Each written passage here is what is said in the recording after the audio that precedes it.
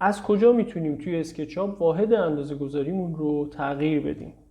سلام دوستان، با یکی دیگه از قسمت‌های آموزش‌های کوتاه و کاربردی اسکچاپ در خدمتتون هستم. خیلی وقتا پیش میاد که شما مدل رو مثلا باز میکنید، یه مدل آماده دانلود کردید، میان مثلا اندازه‌گذاری کنین یا اندازه بگیرین، می‌بینید که مثلا یه همچین عددهای عجیب غریبی، یه همچین اندازه‌گذاری‌های عجیب غریبی بهتون میده. بعد میخوان تغییر واحد بدیم، بیارینش تو سیستم متریک، نمیدونین چی کار باید بکنین. خیلی مسئله پیچیده ای نیست، کافیه بیاین توی تب ویندو و قسمت مدل اینفو رو بزنین، تو قسمت یونیتس، این قسمت یونیتس، این سیستم الان سیستم آرکیتکچراله.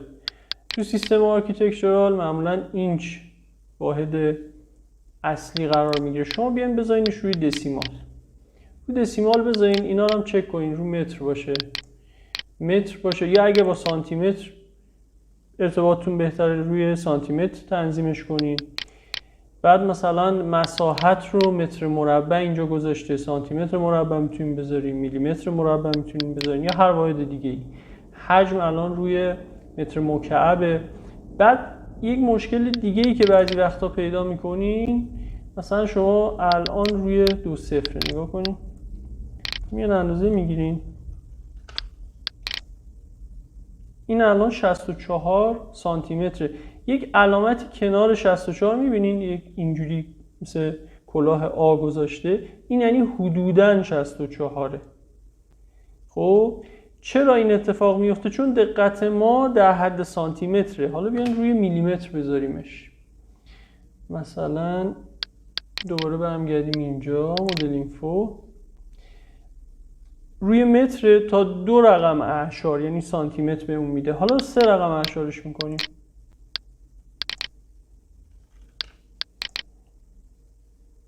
حالا 639 رو داره بهمون میده، 639 میلی متر یا ممیز 639 متر، 0.639 متر. این دقت رو که بالا ببرین، از اون تقریبی که میزنه دیگه خبری نیست. اگر نیاز داشتین به دقت بالا، این رو میتونین روی اعشار بالاتری، اعشار طولانی تری قرار بدین تا 3 رقم اعشار بهتون نشون بده. من ولی همون 2 رقم اعشار برای کار من که کار معماری هست کفایت میکنه، میذارمش رو 2 رقم اعشار. بعد دیگه خیلی راحت میتونین بیاین و اندازه گذاری کنین. مثلا از اینجا تا اینجا رو الان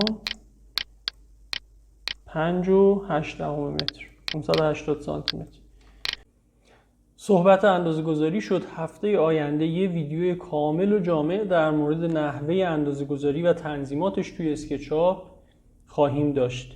از دستش نده، کانال رو سابسکرایب داشته باش و هر سوالی هم داری برام کامنت کن. فعلا